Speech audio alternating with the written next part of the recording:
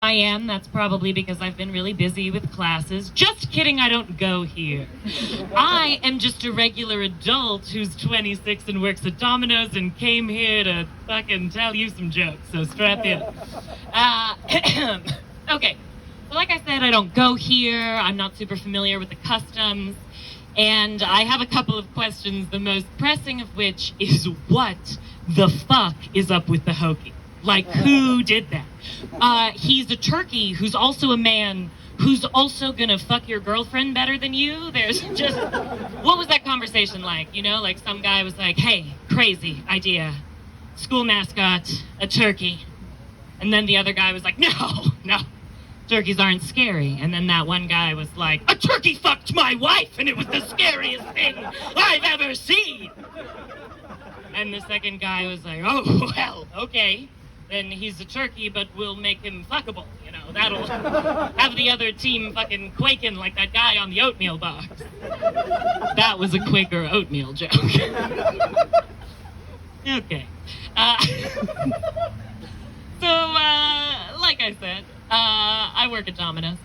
And that's not my next joke. So sorry, we'll get there. I know you're praised, want to hear about Domino's. So the thing is that I've been watching a lot of horror movies lately because my friends have been watching a lot of horror movies lately and I love to hang. And there's always this conversation that happens, right? Where people are like, who would you be? Man, who would you be in the horror movie? Like, who would you be if you were in that? And everybody's always like, oh, bro, I'd be the one that lives, man. I'd bet for sure I would. I'm really smart and I'd get it. And I would not be the one that lives.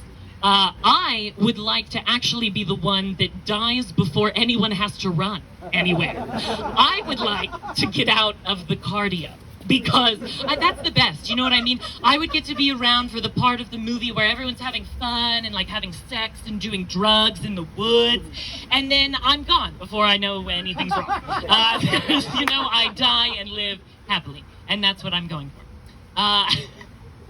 So now we get to Domino's. So like I said, I work at Domino's, and I was at work the other day, and this coworker of mine was like, ugh, nice guys always finish last.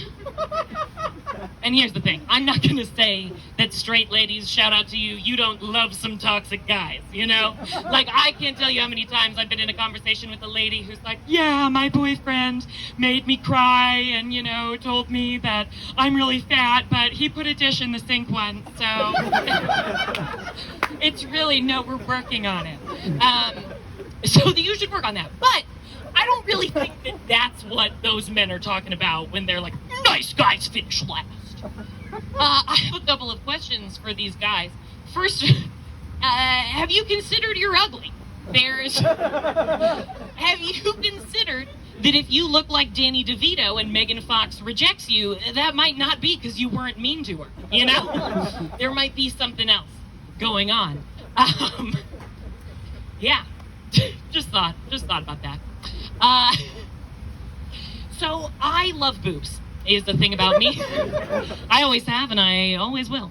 And a lot of my high school experience was me like fucking trolling the internet, especially old Netflix when it was still really weird, for whatever films would have the most boobs in them. And let me tell you, those films, they were always French. We love the French and the French love boobs. And one time, right, I was watching this movie.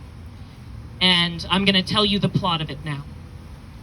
There was a family who fucked a porn star separately and then together.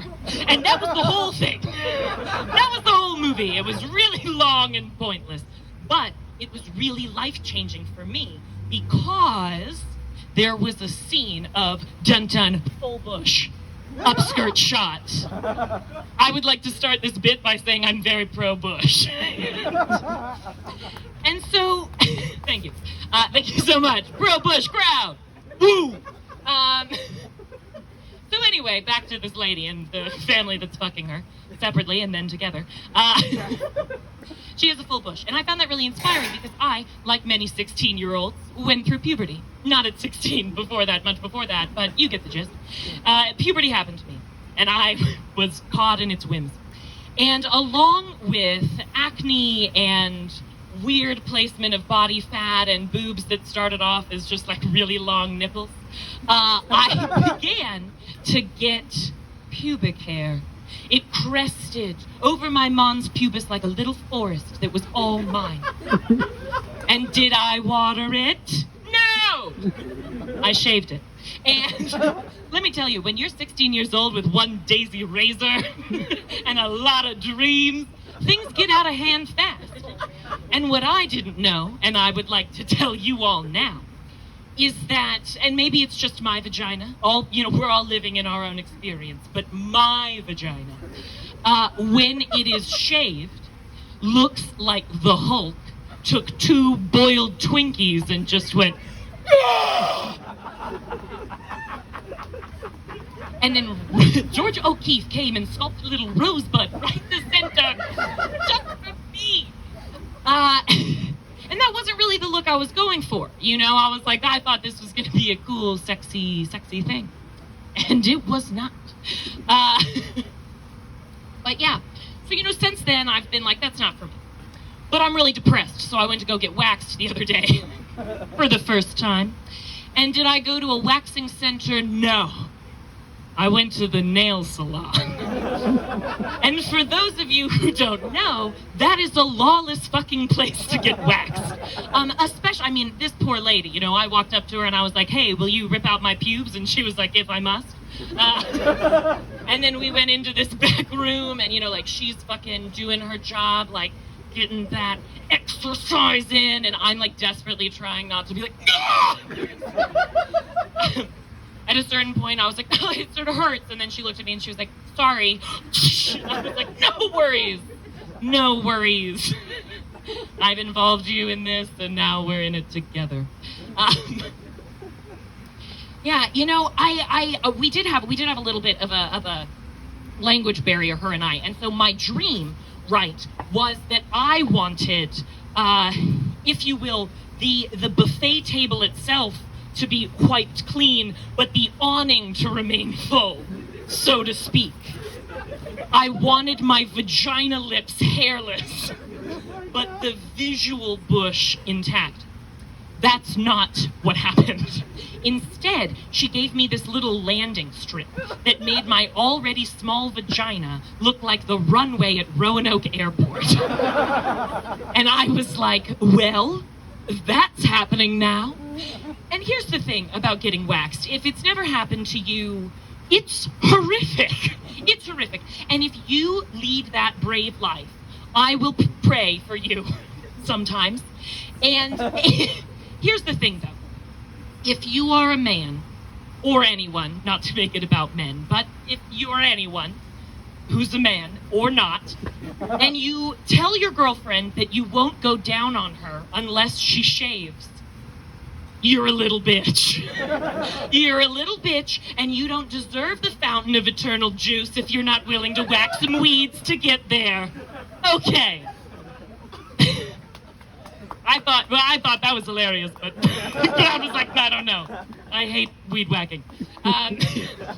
Also, if you are someone who refuses to go down on your girlfriend in general, I just want to remind you that there is an anthropomorphic man turkey walking around who will make her scream and then beat your hometown football team.